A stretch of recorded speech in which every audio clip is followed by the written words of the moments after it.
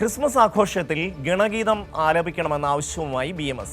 തപാൽ വകുപ്പ് തിരുവനന്തപുരം മേഖലാ ആസ്ഥാനത്ത് നാളെയാണ് ആഘോഷം.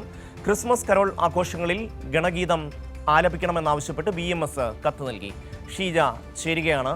ഷീജ, ഈ ഗണഗീതവും ക്രിസ്മസുമായിട്ട് എന്ത് ബന്ധമാണുള്ളത്? എന്താണ് വിശദാംശങ്ങൾ?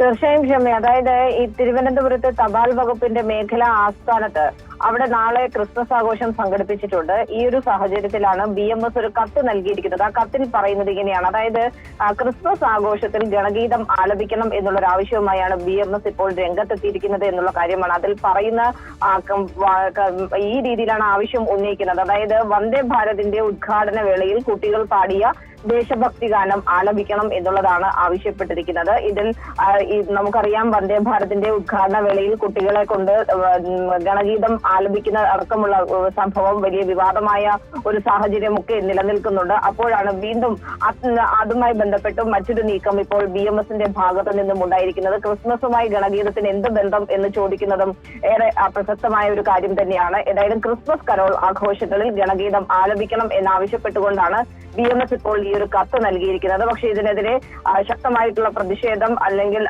വിയോജിപ്പുമായി മറ്റു സംഘടനകൾ രംഗത്തെത്തിയിട്ടുണ്ട്. ഇടത് സംഘടനകളും കോൺഗ്രസ് അനുകൂല സംഘടനകളും എതിർപ്പുമായി രംഗത്തെത്തിയിട്ടുണ്ട്. അത്തരത്തിലുള്ള ഒരു നീക്കവും ഇവിടെ നടപ്പാക്കാൻ സാധിക്കില്ല എന്നുള്ളൊരു കാര്യം വ്യക്തമാക്കിക്കൊണ്ട് തന്നെയാണ് ഇടത് സംഘടനകളും അതോടൊപ്പം തന്നെ ഇടത് സംഘടനകൾ കോൺഗ്രസ് അനുകൂല സംഘടനകളും ഇപ്പോൾ രംഗത്തെത്തിയിരിക്കുന്നത്. ഏതായാലും ഈ BMSന്റെ ഈ ഒരു ആവശ്യം ഒരു തരത്തിലും അംഗീകരിക്കാൻ പാടില്ല എന്നുള്ള കാര്യം തന്നെയാണ് ഇവർ ഇപ്പോൾ മുന്നോട്ട് വയ്ക്കുന്നത്. ഷീജ, ഈ വന്ദേ ഭാരതുമായി ബന്ധപ്പെട്ട് നമ്മൾ അന്ന് ഈ ഗണഗീതത്തിന്റെ ആലാപനം കണ്ടതാണ്.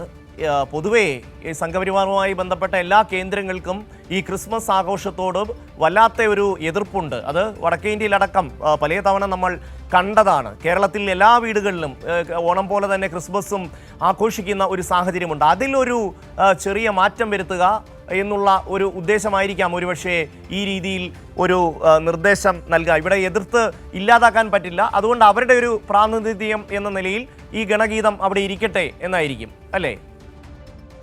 തീർച്ചയായും ഷമി. കാരണം കഴിഞ്ഞ തവണയും നമ്മൾ ഷമി സൂചിപ്പിച്ചതുപോലെ കണ്ടതാണ് ക്രിസ്മസ് ആഘോഷങ്ങളിൽ ഏത് രീതിയിലാണ് അക്രമങ്ങൾ അഴിച്ചുവിടാനുള്ള ഒരു ശ്രമം ഈ RSSന്റെ ഭാഗത്തു നിന്നടക്കം ഉണ്ടായിട്ടുള്ളത് എന്നുള്ളത് നമ്മൾ പലയിടങ്ങളിലായി കണ്ടതുമാണ്.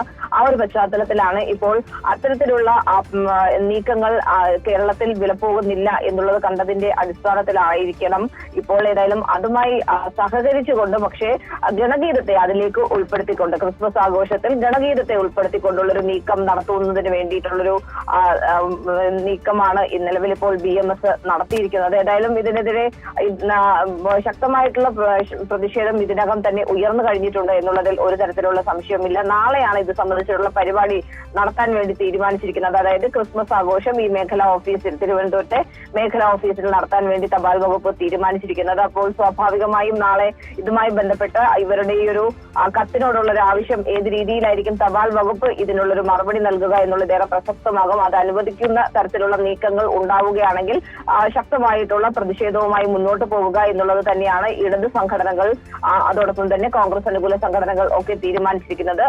ഇത്തരത്തിലുള്ള ഒരു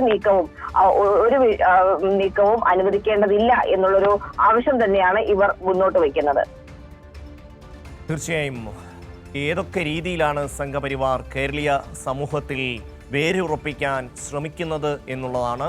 വന്ദേ ഭാരതിൻ്റെ ഉദ്ഘാടന വേളയിൽ നമ്മൾ കണ്ടതാണ് ഗണഗീതം കുട്ടികളെ കൊണ്ട് പാടിപ്പിക്കുന്നത്. അതിനുശേഷം പിന്നീട് സംസ്ഥാനത്തെ സർവകലാശാലകളിലെല്ലാം കടന്നു കയറാനുള്ള നീക്കം പല വഴിയിലൂടെ അവർ നടത്തുന്നു. ഇപ്പോൾ BMSന്റെ പരിപാടിയിൽ ക്രിസ്മസ് ആഘോഷത്തിൽ ഈ തരത്തിൽ ഗണഗീതം ആലപിക്കണം എന്നൊരു നിർദ്ദേശം BMS നൽകിയിരിക്കുന്നു എന്നുള്ളതാണ് ഷീജ റിപ്പോർട്ട് ചെയ്യുന്നത്.